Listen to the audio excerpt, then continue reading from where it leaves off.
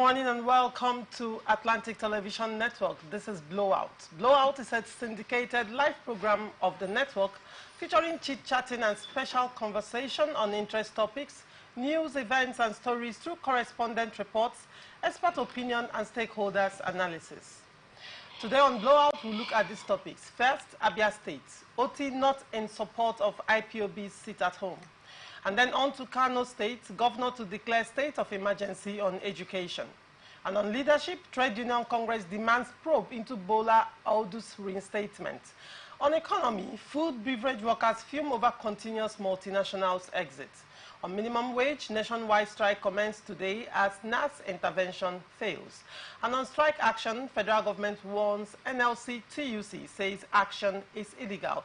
Do not go away. When I come back from this break, we'll delve right into the show.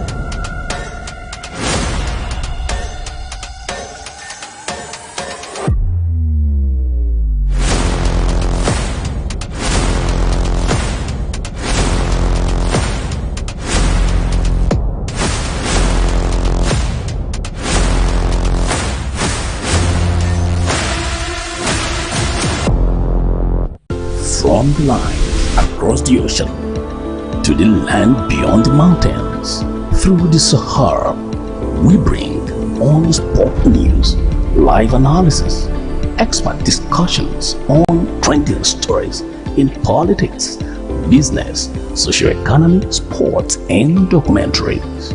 So catch all the updates on the happenings around the globe. Stay focused on the fact today. Only on ATN.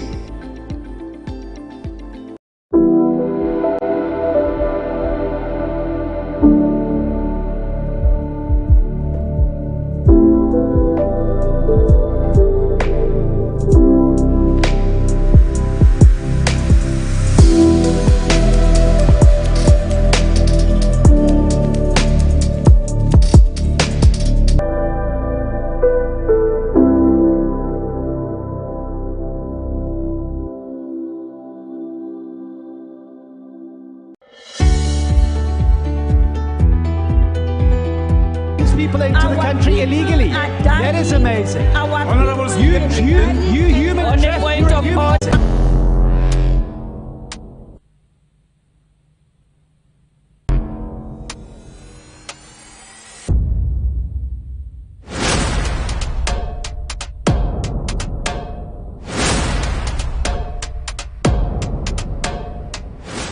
Welcome back and thank you for staying with us. Joining me on Blowout this morning is Victor Nsiebe, a public affairs analyst. Good morning, Mr. Victor, and welcome to Blowout. Good morning, thanks for having me. I also have with me Ambassador Ekie C. Ekie, a public affairs analyst. Good morning, Ambassador Ekie. My pleasure. All right, and on to the story. The Abia State government has denied the widely circulated statement reportedly credited to the Special Advisor on Media and Publicity to Governor Alex Oti that the governor supported the May 30 sit-at-home declared by the indigenous people of Biafra. The Commissioner for Information and Culture, Oke Kanu, who issued a statement on the matter, said the attention of the Abia State government was drawn to a widely circulating statement purportedly made by Governor Alex Choma Oti on the order allegedly issued by indigenous people of Biafra for a sit-at-home protest on Monday, 30th, 2024. According to Kanu, Oti was quoted as having spoken through his special advisor on media and publicity, implying that he allegedly supported the sit-at-home order. In denying the alleged endorsement, the Abia State government said, "The Abia State government hereby categorically and unequivocally states that His Excellency did not make the statement attributed to him, nor does it reflect his personal views or those of the Abia State government under his leadership." Even though the officer in question has said he was quoted out of context, the governor has a full investigation into the egregious comments, which is at variance with the government's posture towards IPOB and other organizations or persons seeking to obstruct the rights of the citizens to freedom of movement, the statement said. While advising the public to disregard the comments in the purported statement, the state government said that Governor Oti maintains zero tolerance for any form of criminality or civil disturbance in any part of the state. Let me start with you, Ambassador Ekie. What is your take on this issue, the crisis going on in Abia State with regards to the killing of soldiers by some unknown gunmen, as the report goes? Well, let's thank His Excellency for being proactive and being responsive to the unexpected insecurity situation that engulfed Abia State a few days ago. We like to say that His Excellency, by the statement attributed to his government, that is in no way supporting any kind of civil disturbance of the freedom of movement and then business activities of citizens of Abia State in no means. I think it's very clear. I think we join to condemn that any kind of human killing is not good, morally, legally, no matter the provocation, no matter what you feel is at stake. We want to feel that we are one Nigerians. They said they are unknown gunmen. If they are Nigerians, we want to say that killing your fellow brothers, because those who are in the military are your fellow brothers who are Nigerians, is condemnable. And more so, even if they are not from Nigerians, because they say they are unknown gunmen, whether they are from Malaysia or any kind of country they must have come from, killing of human being is condemnable. So I join to say that it's not a good thing to kill your fellow human being, no matter what you are trying to achieve. And I feel that the governor is right to say it is condemnable, and every right-meaning Nigerian or a creature from the Almighty God will always condemn murder. All right. Mr. Victor, what is your take? First and foremost, I'll condemn the killing of innocent citizens in Abia State.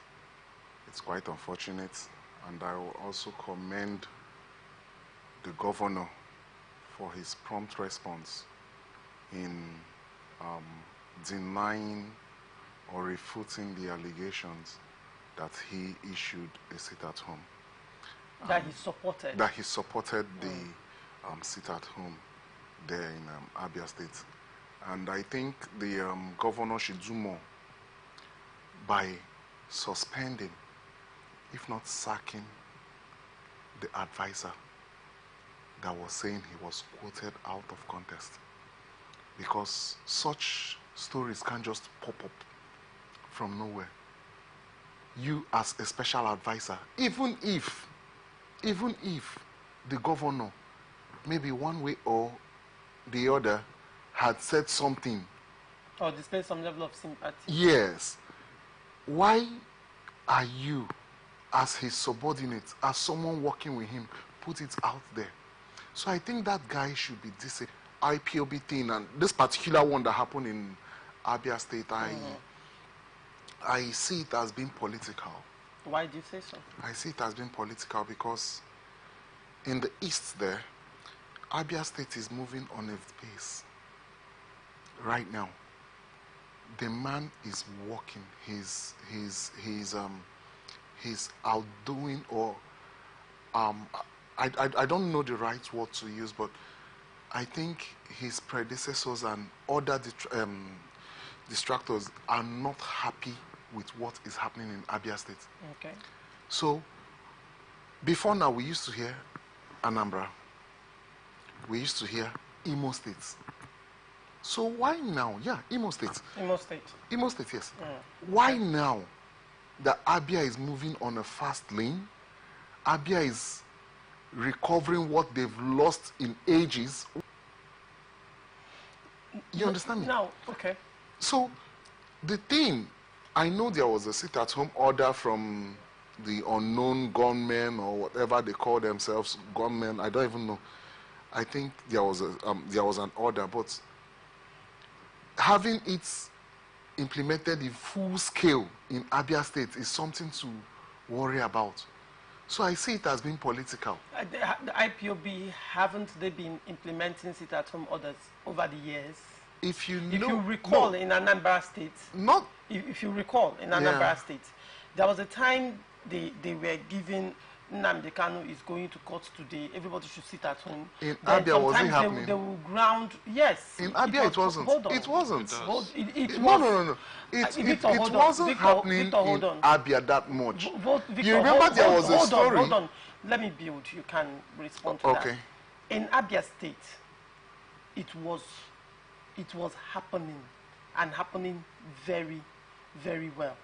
I can speak for that because I have relatives there, and that's a place I don't want to go too far, but I can. If I give information on Abia State, it is 100% accurate. Not just in Abia State, in Anambra State, you could say that in Anambra State it was stronger than all the southeastern states. Granted, but then there was a time that for as much as 2 weeks there was sit at home. And you recall, there was a time the then governor of Anambra State, I think it was Soludo, came out to come against them. Yes. And now said, people should come out, they should go about their businesses, that they sit at home will not.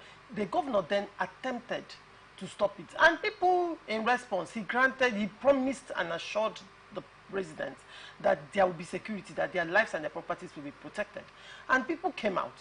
You saw what played out. Now, in Imo State, particularly around Olu area, particularly around Olu axis, Idemili axis, the axis that shared boundary with Ihiala, you know, it was very, very rife. In fact, at that time, there used to be a clash between the Umwoma and the ESN and IPOB. In Imo State currently, there are about 3 arms.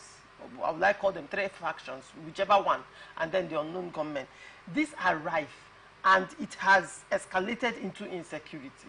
So the question would be, which I would ask you, not just the current governor, but other governors in the southeastern states, what are they doing about IPOB and this concurrent others sit at home and sit at home for a week, grounding the economy of the state, grounding the development of the state. So if a governor issues an order, people should go out and come, refute the order, shoot people at sight, burn down houses, destroy vehicles and properties, and there are no recriminations, there are no consequences. Why would they not fight? Why would they not keep doing what they are doing? Why do the governors appear to be weak in face of this level of crisis in the southeastern states? No, the governors are, or they tend to be weak because, I will still use the word, these things are political. Let's use Imo State Fund. Target some few areas. I've driven from here, from Port Harcourt here, to Asaba on a sit-at-home day. All we do is, when we get to that point, we pay them and we move. I don't know if you get. I moved from here on a Monday to Asaba. That was even at the heat in being hijacked. Right now, he cannot even stop Because it's out the of others. his control It's now. out of his controls. Now we have the IPOB, we have the ESN, we have the, I don't know if Umoma. the Umoma. And there is another one. You understand? Now they all have their own groups. Will Nnamdi Kanu come out now and start telling them crisis? So why is it Abia? Even the Abia before now, I wasn't even seeing Abia. Because there was a news recent. There was a news. Imo State there was, and Anambra yes, State. it was more of Imo State and what was it called? Anambra State. Abia State, even that was last year or so, when some guys tried enforcing the sit-at-home thing, they were beaten on the streets of Aba. It was in the news. You understand me? So why now? Why now? Even if they should, what was it called? The federal government should release, what was his name? Nnamdi Kanu. It will still happen because it had been hijacked. You're right. Okay. Now, he spoke about security and probably to have a political undertone. Let's look at another angle of possible political undertone to the whole security situation as a result of the IPOB. You know, there is this thing called security votes that is unaccounted for. And, you know, there are concerns, you know, quarters that are raising concerns and calls with regards to the security vote. Because, you know, it appears that probably in, let's say, for example, in some of the northern states where Boko Haram is rife, you know, and there are a lot of killings going on, of course, their security vote would naturally be higher than other states in order to fight insecurity. Could this also be one of the things playing out? Because you would wonder, why are the governors seemingly weak in face of this crisis? If the governors want to fish out these people, can't they be able to fish them out? I mean, these people, are they not from within? What's going on? See, when they talk about the governor, it looks as if the governor is a spirit. We have the security operatives who have the sole responsibility of maintaining law and order. Even though politically the governor has been made the chief security of the states, by extension, having security votes to ensure that the security apparatus of the states is being funded, is being taken care of to discharge their security responsibilities effectively in the state. So the governor alone cannot protect the state. And that's why if the issue of security is a very deep thing, the issue of IPOB is very deep. So if we want to talk about it, I think we cannot even finish it.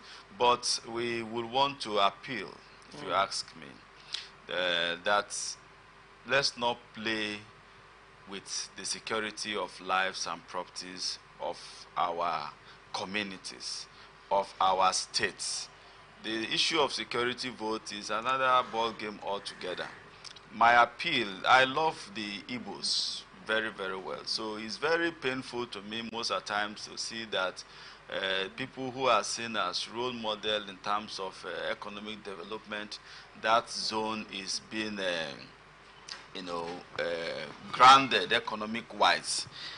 Business can no longer flourish effectively. The issue of saying maybe the killing in Aba is political is only God that knows. And the way they struck is a guerrilla kind of warfare.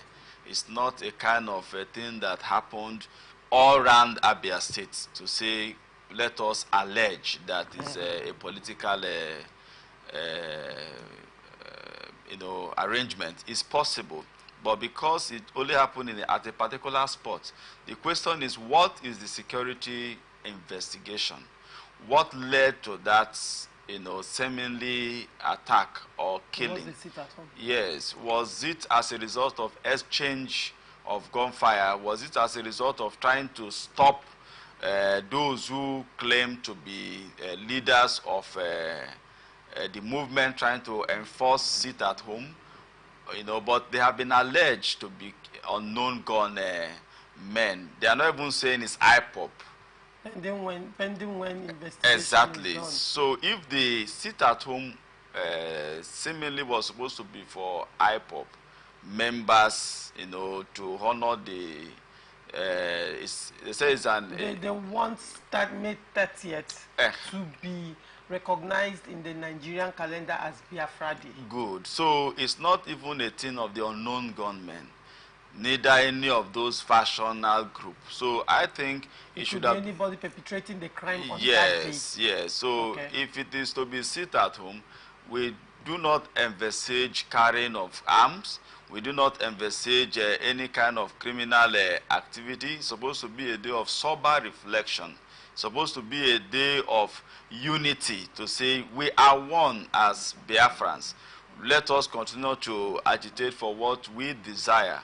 But my own plea is that whatever agitation we are pursuing, let us pursue it knowing that we have to live, we have to be alive to see our aspiration. Because you can't be killing the people whom you are also fighting for. You can't be starving them. You cannot be destroying their economic lifestyle for same people you claim you are fighting for. So if you are fighting for me and you are as well killing me, if you are fighting for me and I can no longer make ends meet, I think, in fact, you are my first enemy. So I think if our agitation is to ensure a progressive life in the southeast or among the Igbos, I think it should be done in a way that our economic life will continue to boost, continue to increase, that makes us, you know, the rallying point in this country. So if our economic life is going down, then I think, because if somebody fights your economy, is fighting your life. If somebody fights where you make your ends meet, is fighting your life. So I think this whole agitation should be reviewed. There are ways we can agitate peacefully and in a dialogue way. We have other people from other ethnic groups who did agitation, and then we saw how they are going about their own. They are pushing, but not to the detriment of their people. So I think we must love our people, we must protect our people, so that this agitation can become a peaceful one. All right. Governor Abba Yusuf of Kano State is set to declare state of emergency on the education sector on Tuesday, with the aim to expedite efforts to enhance the delivery of educational services and ensure quality education for all in the state. The governor's spokesperson, Sanusi Bature, disclosed this in a statement on Sunday. He quoted the governor saying the declaration is in fulfillment of one of his crucial campaign promises outlined in his document titled My Commitment for Kano, which was formulated and presented to the public in 2022 ahead of the 2023 elections. This, according to him, is in order to expedite a comprehensive overhaul of the sector and propose a definitive solution to the current challenges in higher secondary and primary education. The forthcoming event will convene all pertinent stakeholders in the field of education, including development partners, state and federal agencies, as well as esteemed dignitaries such as the Minister of Education, governors from other states, members of the academic community, and representatives from the media, the statement reads. Let me start with you, Mr. Victor. What is your take on the governor declaring state of emergency in Kano State? It's a very good one. It's a very good one. This governor from Kano State, Governor Yusuf, I think he's doing a very great job. And him declaring state of emergency, a state of emergency on education, it's a good one because Kano is one state that have been backward when it comes to education. I don't know if I'll say it's the people, if the fault is from the people or from the government. So with what he has said and trying to live up to his campaign promises, because from what we are seeing here, he outlined it way back 2022 as part of his campaign promises. So him trying to fulfill it, I think it's a good one. Okay. And I give it up to him. All right. What's your take? Well, that's been one area of my major advocacy. Okay. Reviewing the academic content of our educational system to be problem solving. Assets, not liabilities as graduates. Now, if the governor is talking about overhauling the education infrastructure, it's not about building, because education has gone beyond building. It should be about the academic content. And I'm glad I think what the governor should be driving should be the academic content to become, solution driven, to become industrial driven. It should be productivity. That at the end of the day, anybody who graduates from any higher institution in Kano State can be self-those. And I want to say and encourage again that hence the Minister for Education was around during that launch and declaration. Let him also see how he's energized with the governor. If they have to take it, I think we can. Because for me, I've always said, until our academic content is reviewed to become solution-driven. Like I always say, you can't be taxpayers' money to keep adding to you, to continue to produce liabilities. How? So for me, the government him and ensure that we begin to develop our academic content in a way that it will be needed in the labor market. You can't be producing people who are not needed in the labor market just because you want to call them graduates. People who cannot produce nothing. So how come you'll be saying we should add more money for you? Nothing. So for me, the governor of Kano State has taken the lead. It means the advocacy is working. So right. For him to declare state of emergency, get it right all over the country. Particularly the northern state. Room for any country is the graduates. Those whom you are turning out. Every year we are turning out thousands of students who are liabilities, who are producing nothing. Those who are even manufacturing things, check well. You can defend their certificate. Yeah, those who are even manufacturing things are people who didn't even go to the higher institutions. So well, are we to blame if you're a lawyer, you have to pass through the university. And they have done that. What quality of materials have been used? No. What quality? How? You went to university, right, in this country? Yes. I can recall the handouts that I library, and we found some of those textbooks. So they actually go to the school libraries at that time, take from the school library. Not their own work. That's what she's saying. Photocopy and sell. That's why it's called a handout and not a textbook. So they sell those handouts to you at ridiculously high prices, and then later you find out that as at 2003, 2004, the photocopied textbook was published in 1976, in 1980. Archaic knowledge. In 1985, as the case may be.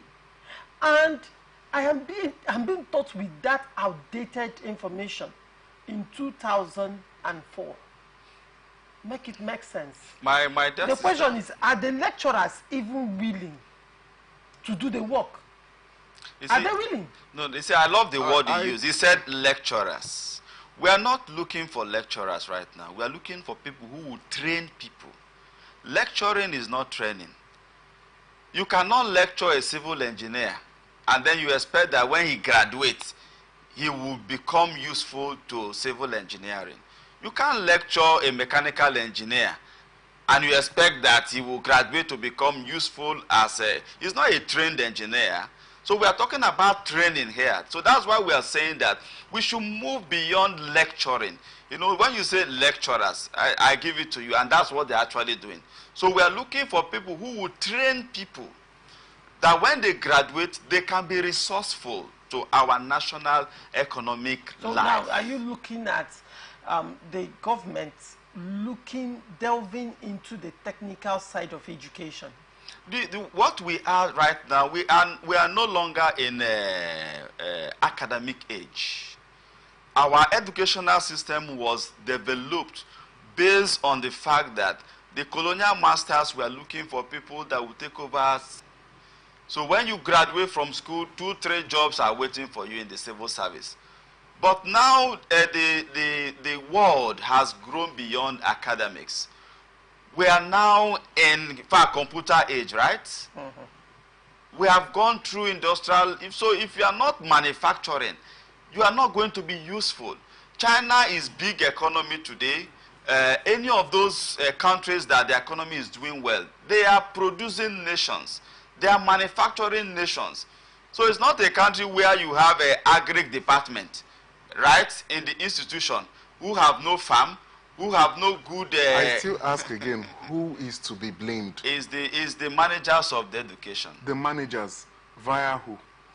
That's the institute now. No, via who now? The government. No. The government fund these people for crying out loud now. The blame If goes you go back to, if you the go to government. the workshops in school, it's practically empty. It's practically not working. Just like you said now, agri departments, there is no farm, nothing. So you say they are graduates at the end? No, because that's what I'm saying. The lecturers are doing what they are doing. The what's it called? The theory part of it. Just like you said, you're giving it up to me, saying they are lecturers. Fine. If the government had provided everything that is needed, we won't be saying these things. We won't be blaming the lecturers. Let's face it. There is no farm. There is nothing. There is no workshop. And we're still blaming the people. These players are even the ones crying to the government. We need all these things. These things need to be in place. Sir. These things need to be in place. Victor, if I may ask, you have a very, very valid point, I must say. But let's also look at the quality of students that are being churned out, correct? This is a situation where you see a student who claims to have a second-class upper division and cannot write his or her name, cannot defend that certificate. At least, theoretically, he went to school or she went to school and studied. Yeah. However, you would expect that when he or she graduates, you understand, there are expectations around the level of education he or she attained. And when you interact with that person, you find out that the person cannot even defend the certificate, and you're wondering, where were you when others were going to classes? And by the way, how did you even come about this degree that you have? Is that not rife in Nigeria? You know, we'll still blame... Can you take that away? So who do you blame at this point? I will still blame the government. How do students pass courses How? they never attended classes for? How? You must attend, just like you said.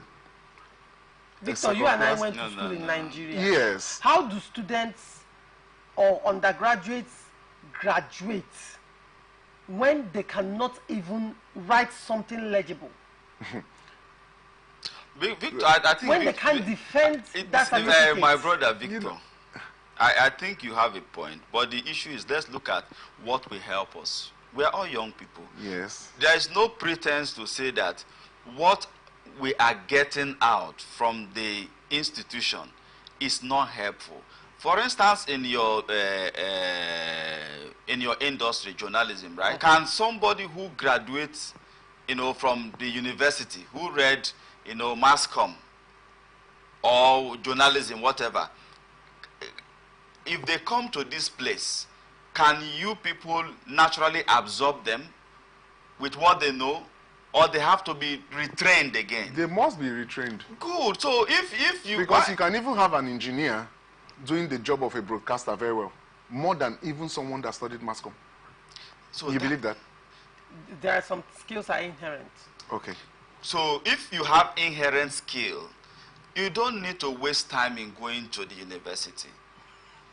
That's the point we are saying. So 4 years of not knowing what you studied is a waste. That's what we are saying. Then I will not employ... You can actually go to university to sharpen that skill and know more. Good. So what someone has a skill, there is no what we are saying is that because he's talking about university is just to acquire the knowledge. No, in Nigeria, it's not wisdom.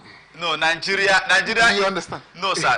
In Nigeria, university is for certificate purpose, not for acquisition of the right knowledge for your area of specialization. So what you're saying is that the universities are not churning out the right knowledge. Yes. The knowledge usually or most times is outdated. They are producing liabilities. So that's why we are saying that review the academic content. Let me correct an impression. Yeah. When you talk about government, we have agents of government. Government is not one person. Government is not His Excellency Ahmed Bola Tinubu, neither the Senate President. Yeah. Everybody is part of government. For instance, we practice democracy. It's a government for the people, by the people, and for the people. We all are government. So if you are in the educational sector, you are government in that area. That's why you even have the governing council, right? In the university system. They represent the federal government or the state government. They are the ones that takes care. They take charge of what will happen and what should not happen. So I think that we must be sincere to ourselves. If you find yourself in the educational sector, which is one of the bases of development of any nation, education is not all about how to read and write. In primary school, before you are done in primary school, you should be able to read and write. So secondary is only just to begin to define you in the area of specialization. So when you now get to the institution, higher institution, the university, polytechnics, or college of education, it should now be to train you to become an asset to the nation, to become self-reliant. So when you graduate and you are still not self-reliant, I give you my car to repair for me, mechanical engineer, you know nothing. I still have to go and look for Okon, who didn't go to school. So you wasted the time and the resources that your parent puts on you. So if we are going to be turning out this kind of people, Oga, close down the university and let the Akpans, let the Okon, who are going to train these people, and we're still to saying know what the they same know. thing, that we are still blaming the government. So who is the government now? The government is not the lecturer. In this case, it's not the lecturers. So who is government? Now, if you go to Reef Poly, that's Ken Sariwa University, there they are supposed to be mainly for, what's it called? Practicals. It's supposed to be practicals. But you go to that university, you will be seeing people studying mass communication in a polytechnic, accountancy in a polytechnic. Who are we to blame? The lecturers? Were they the ones that put the departments there?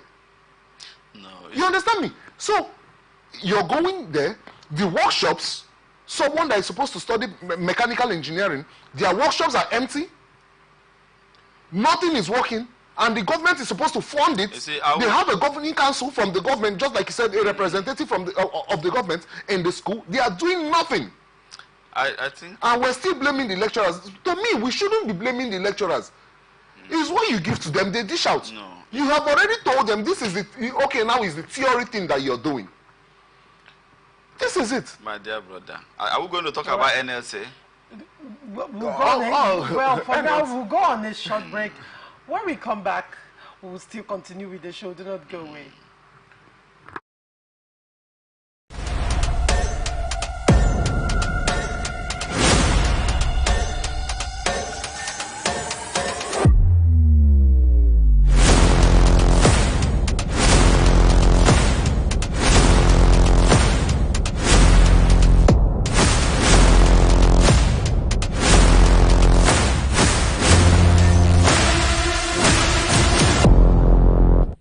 From the line across the ocean to the land beyond the mountains, through the Sahara, we bring on sport news, live analysis, expert discussions on trending stories in politics, business, socio-economy, sports, and documentaries. So catch all the updates on the happenings around the globe. Stay focused on the fact today. Only on ATN.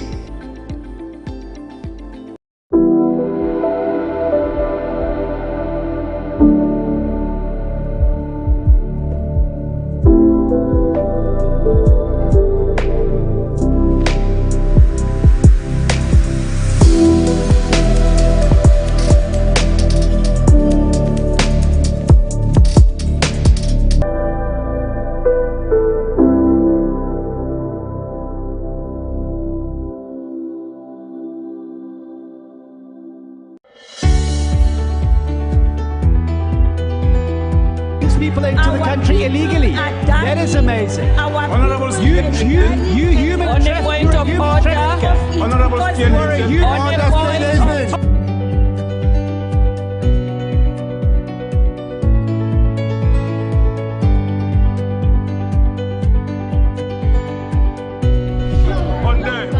They are not picking our calls. They made up their minds. So no agreement with the EU, but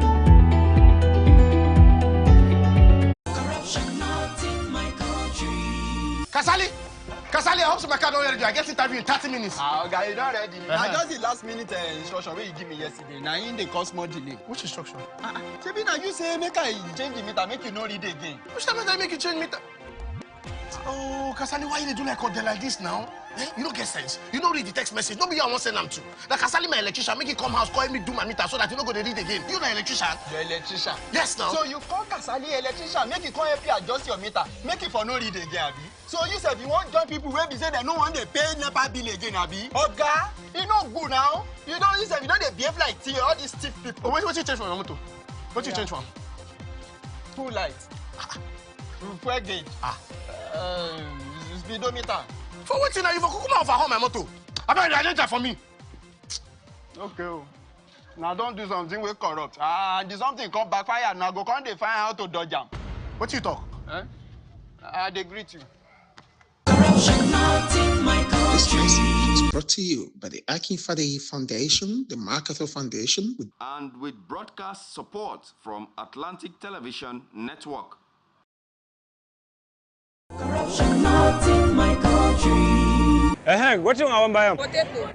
Small baskets. I want plantain. But why your plantain can't hard like this? Madam, now the outside hard. Inside there, it is very soft.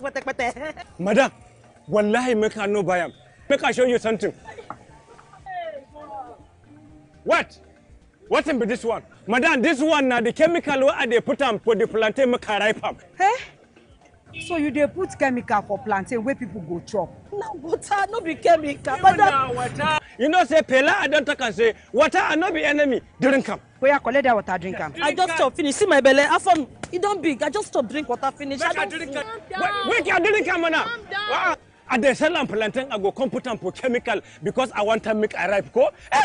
That one I talk and now corruption. Corruption. Not be for this kaswa. Come not be for this country. Now me take am. Corruption not in my country. This message is brought to you by the Akinfade Foundation, the MacArthur Foundation, with broadcast support from Atlantic Television Network.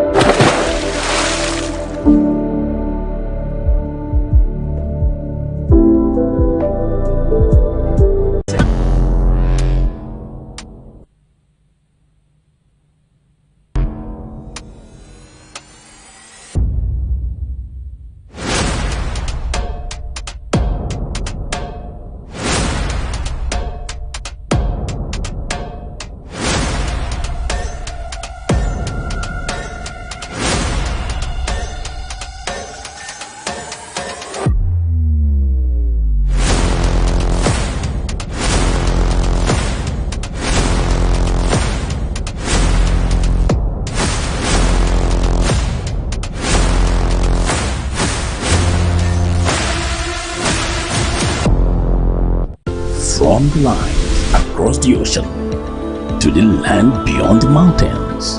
Through the Sahara, we bring on-the-spot news, live analysis, expert discussions on trending stories in politics, business, socio-economy, sports, and documentaries. So catch all the updates on the happenings around the globe.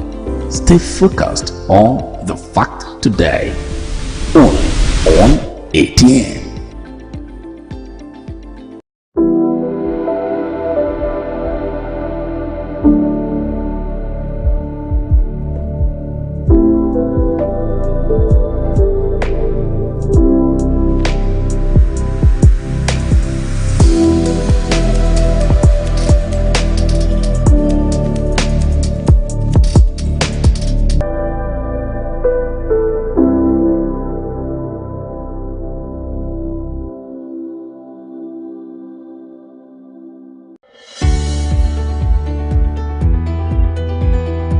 People into the country illegally. That is amazing. Honorable student, you human trafficker. Honorable student, you are a human trafficker.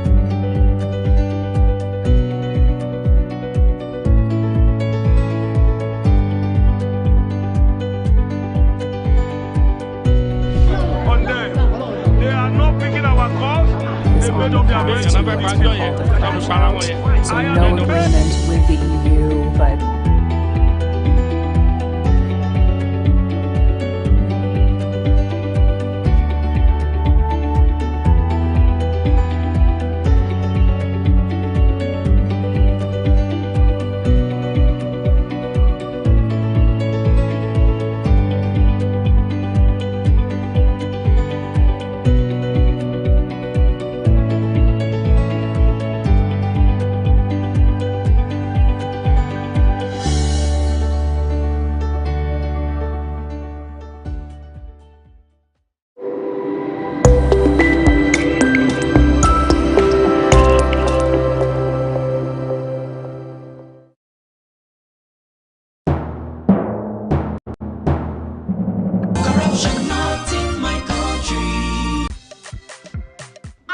Driver, why you just dey jack us up and down like this now? I hope nobody carry belle.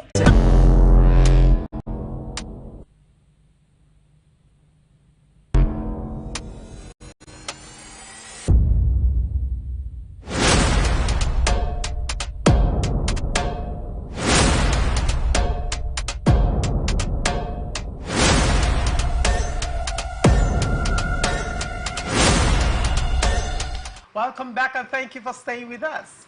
The Food, Beverage and Tobacco Senior Staff Association has raised the alarm over the increasing exit of multinational companies from Nigeria, with the latest being the closure of Kimberly-Clark producers of Huggies diapers and sanitary pads. FOPTOB lamented that these closures and exits are sending raw signals to other investors. Speaking at the association's 15th National Delegate Conference in Asaba, Delta State, with the theme, Rescuing the Food, Beverage and Tobacco Industry from the Danger of Collapse, Role and Expectations of Stakeholders, President of the association, Jimo Oyibo, said the theme was quite significant because of recent happenings in the country and particularly concerning the ease of doing business. According to him, we have seen and heard of some corporations departing our nation as a result of the difficult operating environment. It is said that if the flood sweeps away the baobab tree, the iroko tree should become wary. Decrying the economy, Oyibo said from the last National Delegate Conference in 2021, the nation had witnessed a lot of upheavals occasioned by the political climate and various policies of the government, from the Naira redesign to the uncertainty of the electoral process and the abrupt removal of subsidy on petrol, as well as the floating of the Naira. Ambassador Ekie, what is your take on this? Well, it has to do with the economy, and this is business. For an investor to decide to take a leave, it means that it's no longer convenient for him or her to do business in Nigeria. So it is a wake-up call if it is not politically driven. Because most times, greedy leaders, greedy politicians who wants to take over a particular industry can make a particular industry uncomfortable for investors to leave so that they can take over that industry. And I think it's very bad if that could be the reason. But generally, our economy is down, is down and is going down. So what can we do at this moment? I think government should begin to look at a way of giving some level of waiver in taxation, because things are not right. The atmosphere is not right for the survival of businesses. So if you want business people to continue, you need to give some level of reduction in tax payment. You need to give an enabling environment for the business to strive first before you can review your taxation. Because I cannot just be working to pay tax. I cannot even sustain my staffs. I cannot make any profit anymore. Then I'm not in business. So I'm not there to just be making money for government. So if we must encourage our investors to remain at this moment, we have to think of reviewing the taxation. Number two, the issue of insecurity is one of the basic things when it has to do with beverages and all of that, because it has to do with some raw materials that you can generate from local villages, from the forest and all that. So if those who, source for those raw materials can no longer source them, then those companies may not also be in business anymore. So I think we must take very keen interest on our security situation of our country, so that our investors will not be leaving because of the issue of insecurity. And then the insecurity is affecting their business, and then you are now also talking about taxation. The issue of fuel prices is also affecting them because they have to burn diesel. The price is high, and the margin between the margin between dollar and our naira is also a challenge. So government at this point needs to stoop low so that our investors can continue. Now, when you say government at this point needs to stoop low, do not forget that, what can the government do? Because the reality on ground is that the economy is on an all-time low. Even though there is a global crisis economically, but Nigeria seems to be in a class of its own, right? Never has in the history of the country has Nigeria been in this level of crisis. Probably you can think of 1984, 1985 then, but it has not been like it is right now. So in view of the situation of the country, there is need for the government to even make attempts to pull us out of the quagmire we found ourselves economically. How can the government do that? How can the government generate more money if not through taxation? No, you see, we must first of all become productive. When you are a producer, then you can talk about benefits. The tax is a benefit from production. So we need to move from consumptive economy to productive economy, all right? We are backward because we are not a producing. What used to make us celebrity is the crude. Away from the crude, so you are becoming a liability again to other nations that you used to do business with. So even when you are talking, they see that you are only making a noise because you are no longer useful to them. Right. So we must become productive again. That's why we are talking about our educational system. We must be productive. Once we are productive, our economy will grow. Once we are productive, the issue of dollar will come down. What will you tell America in the issue of dollar? That they should bring down dollar, equate it. What are you offering them?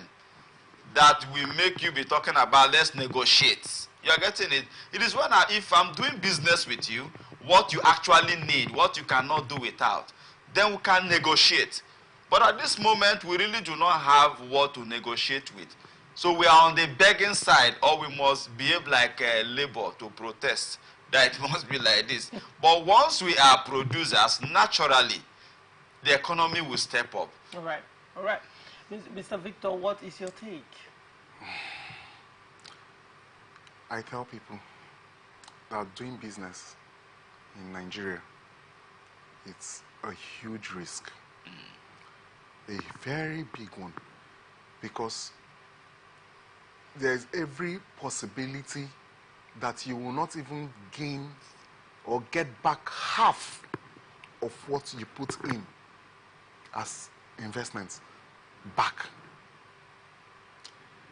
Now, let's expect more multinationals to leave.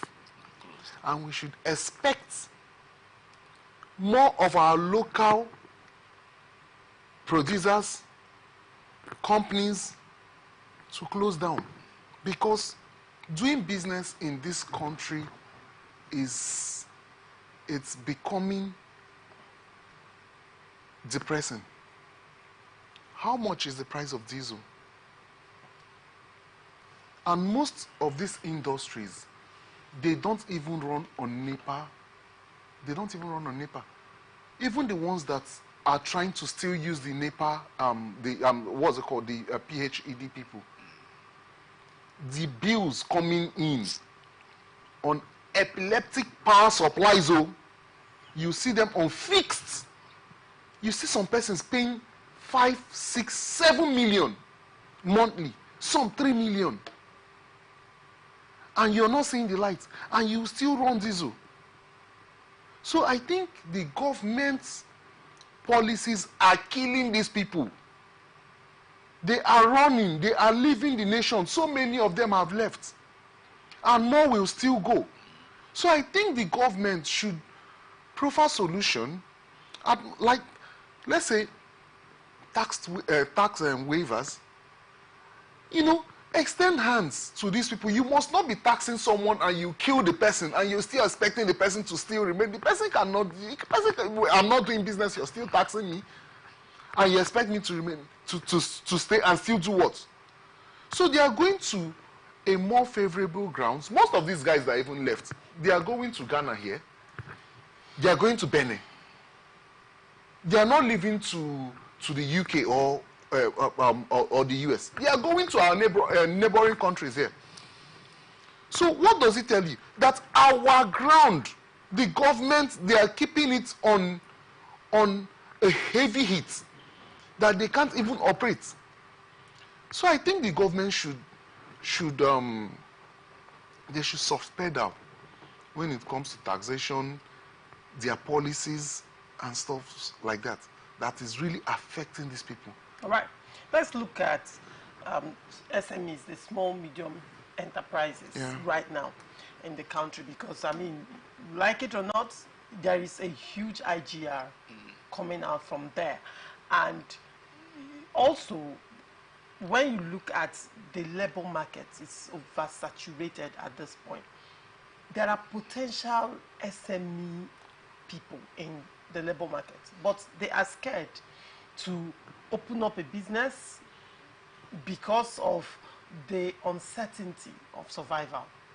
All right. So let's take a look at the SMEs as against the multinationals that are leaving the country, because most SMEs are citizens of the country. They are going nowhere. This is what it is. Now you talked about taxation. Let's look at double taxation and multiple taxation. River State, for example, you cannot take away multiple taxation. I mean, for instance, you want to open a company, the licenses you are expected to pay for, to get, to run that company. Let's say, for example, you want to open a waste management agency. You will buy several licenses. a lot of them from 100 and 150,000 naira upwards. And guess what? Some of those licenses are similar. After that, you will pay local governments taxes, the different taxes that you will pay, and they will give you a sticker or they will give you a paper, receipt. When you look at these stickers and these papers, and you still pay down to community. Yes, they are similar. They just change the name, but it's the same thing. Going to the same office.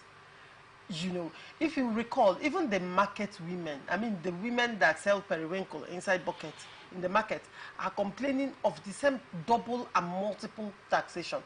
Different group of boys comes to collect money from them over almost the same thing. So they will change the name. This one is ASEPA money. This one is sanitation money. What's the difference between ASEPA and sanitation? You see, part of the problem of this country is Nigerian Labour Congress.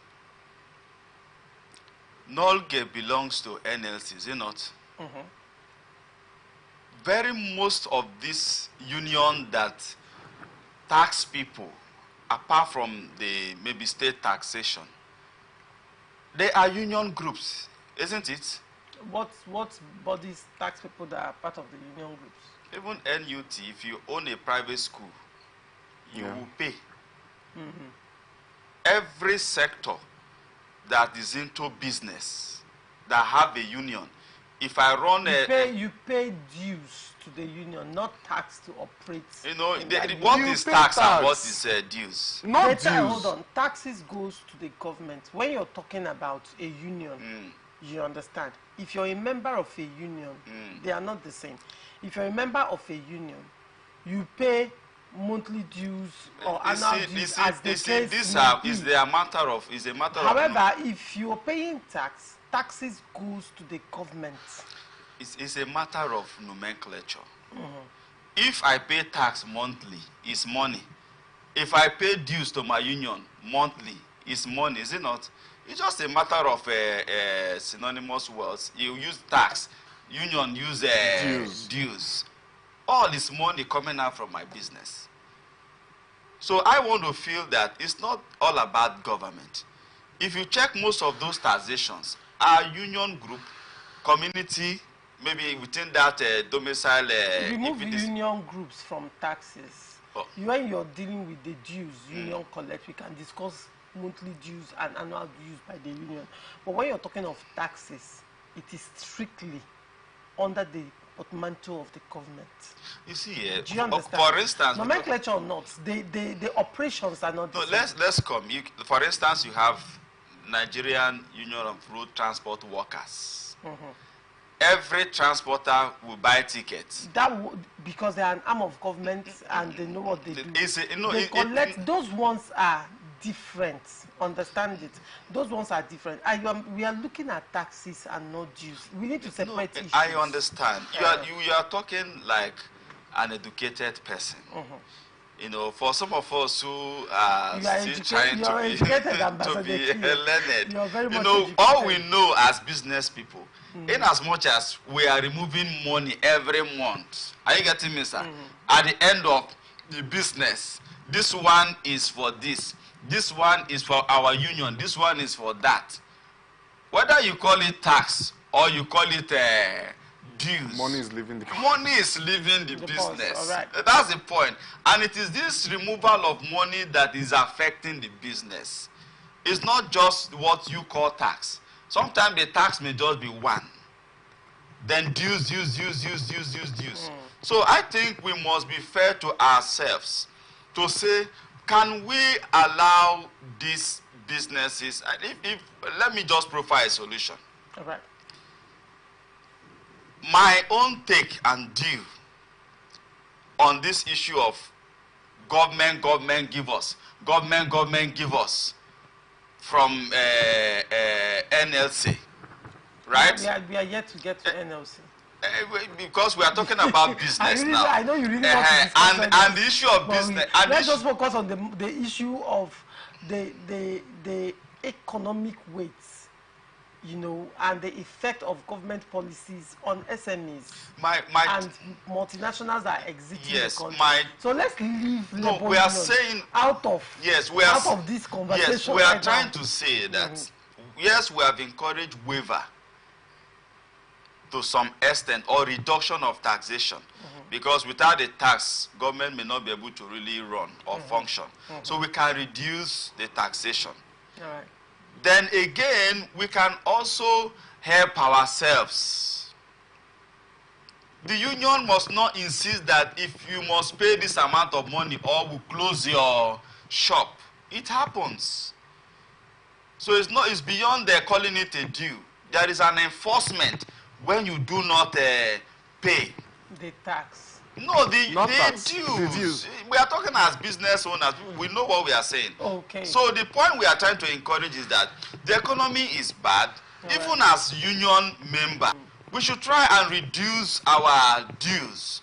If we are calling on government to reduce tax, we too, we should reduce our dues, because it's from that same business that these monies will be generated. So let's help ourselves. All right. All right. Well, I wish we can delve more into this issue, but we have no time, so we have to move on to NLC.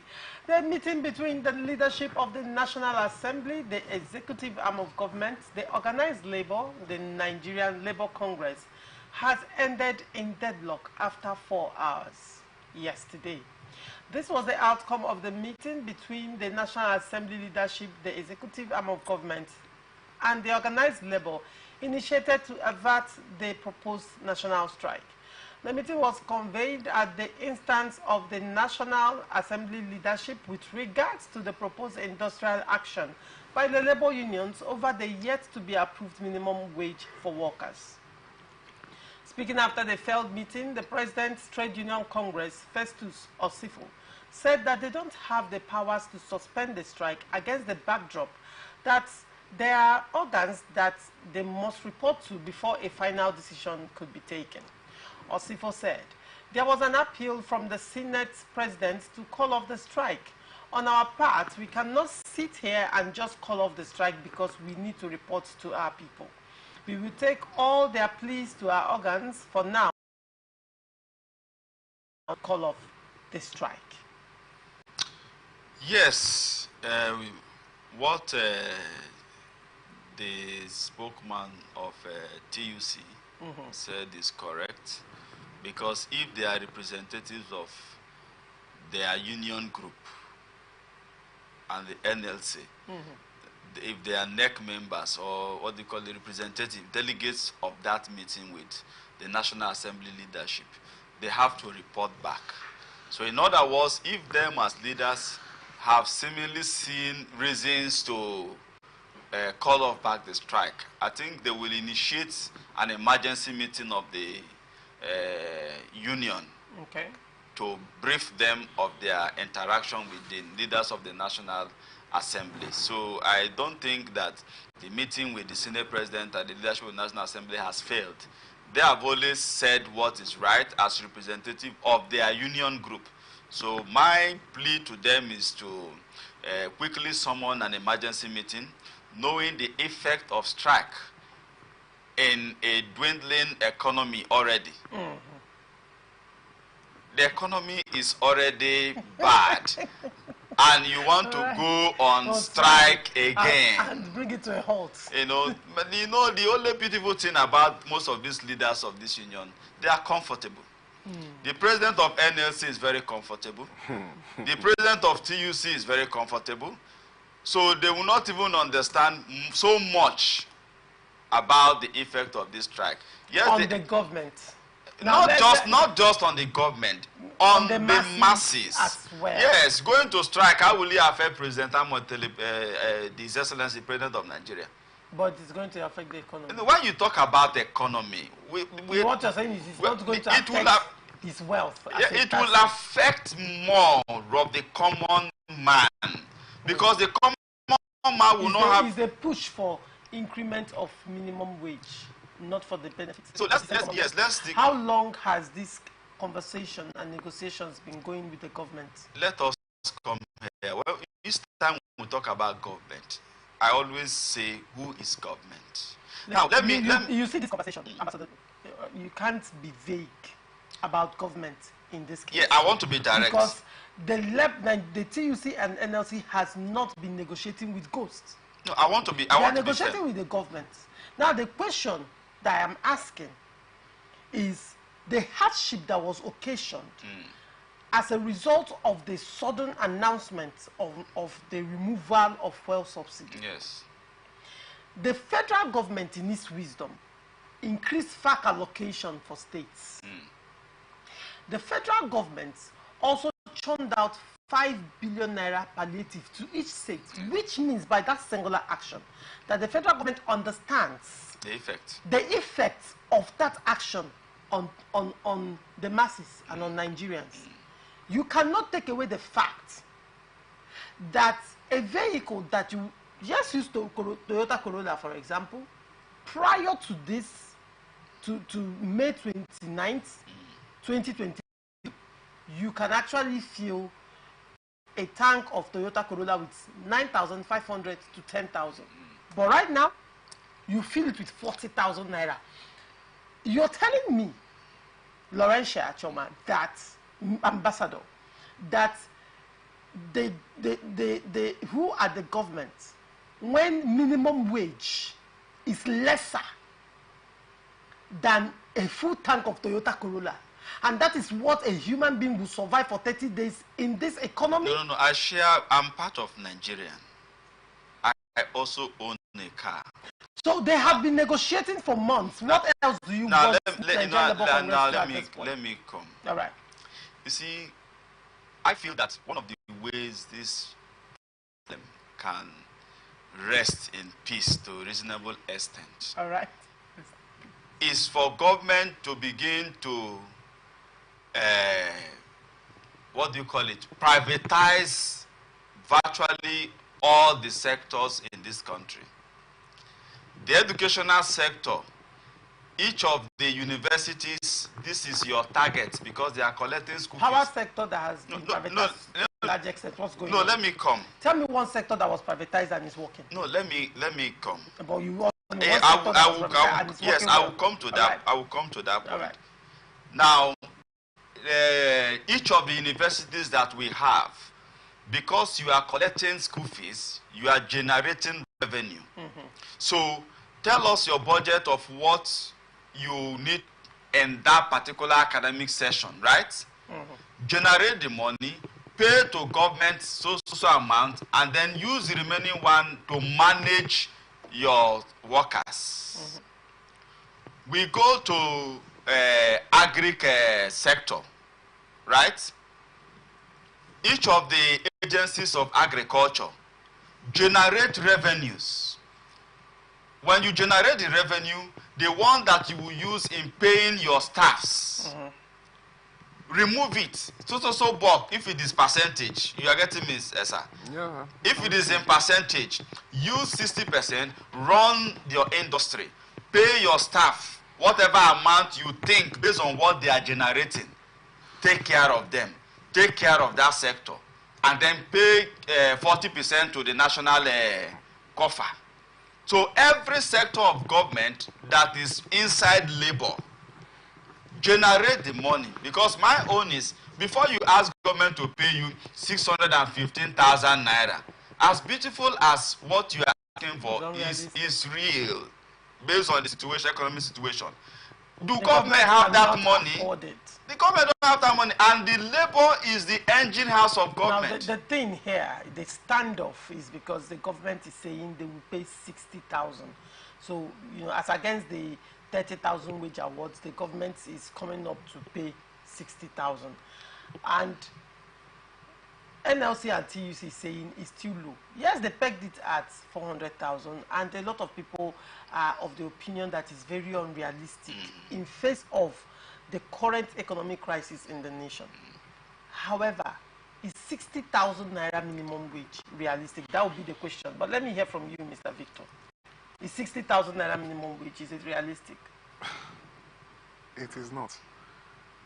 I think we've had an argument over this matter some time ago. Not once, yes, not twice.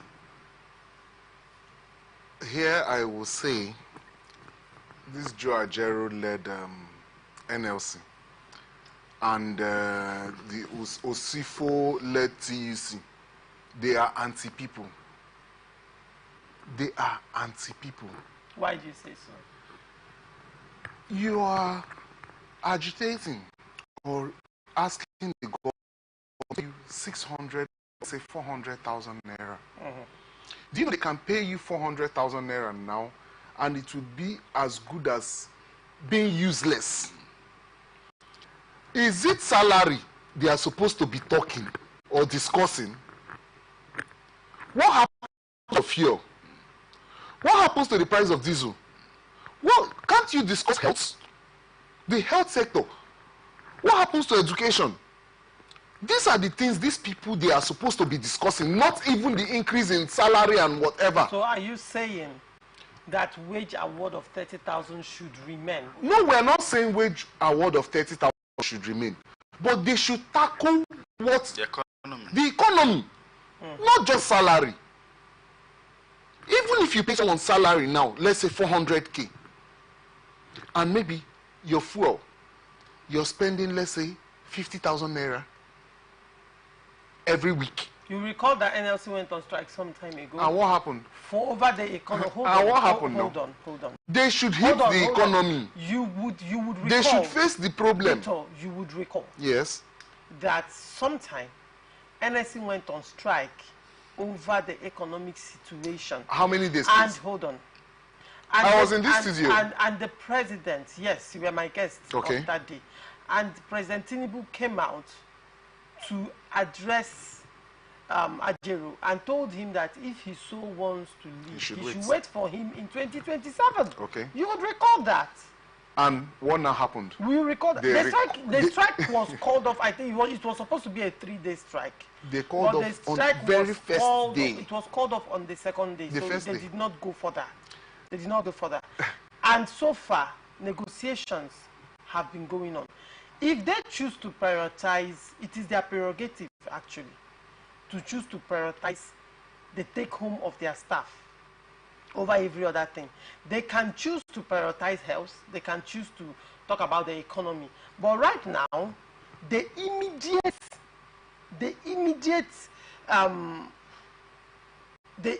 measure that can be taken right now to even assuage the pains of civil servants is their salaries. It's not their salary. Well, are you increasing? No. How many are we in this country? Let me ask you a question. How many are working for the government? Hold on. The government has been churning out policies. How many persons are working for the government? Let's face it.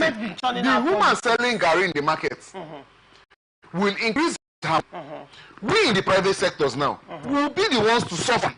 No, you are not agitating. Transportation you are agitating will go because up. you're in the private sector, aren't you? Sorry, not just because I'm the ordinary man on the street. And I believe that as a man in the private sector, you have an organized union. Organized union? Yes. That's a fact. The private sector is on the side of the government. Let's face this. And the Gari woman and they said that they have adopted the 60,000 naira that the federal government has initiated with NLC and TUC. The organized sector has come out to say they have adopted it. Is it wrong for them to agree? The question is the 60, Labour is saying no, that money is too low. The question is, the current economic reality, that 60,000, is it commensurate? Who destroyed the economy? Who destroyed the economy? Is it not NLC? Are they not the engine house? Are they not the producing house of government? How did the NLC are they not even policies the government are setting out, they are not doing anything about it. They are not doing anything about it. NLC is the engine house. No, but let's just say, are they doing anything about it? Yes, of course. NLC tariff went high. NLC is the engine house of government. They are the producing house of government. So whatever reflection you have in our economy is the product of NLC. They are the workers of government. Ambassador, is NLC the one churning out policies that are affecting the masses? You see, when we are talking about the right problem is not policies. Is it NLC as it stands, that announced that fuel subsidy has been removed? What Is it NLC that is privatizing government? They are actually out of time. No. What did they do? But when you say that NLC is in charge of the hardship, no. NLC is the engine house of government. They are out of time. They are the problem of this country. They should fix the economy. We still have this. Fix the economy. Fix the economy. I will give you more money. 30,000 naira will be fine. Ambassador Eki, fix the economy and you get 30,000 naira will be fine. We'll still have this conversation. Hopefully we'll meet again. But then this is where we wrap it up on this episode of Blowouts. You can always stay connected and follow us on all our socials. But first of all, I must thank you. Thank you so much, Ambassador, for coming on the show. It's a pleasure. And thank you so much, Victor, for coming on the show. All right. You can always follow us on all our socials and stay connected on Facebook and YouTube, Atlantic Television Network, Instagram and TikTok, Atlantic TV Network 1, and on Twitter, Atlantic TV Net. Watch us live on our website, www.atlanticnetwork.tv. Do not forget, peace and unity are the pathways to progress. Thank you for watching. I am Ogu Laurentia Choma. Open Conversation comes up next. Do not go away.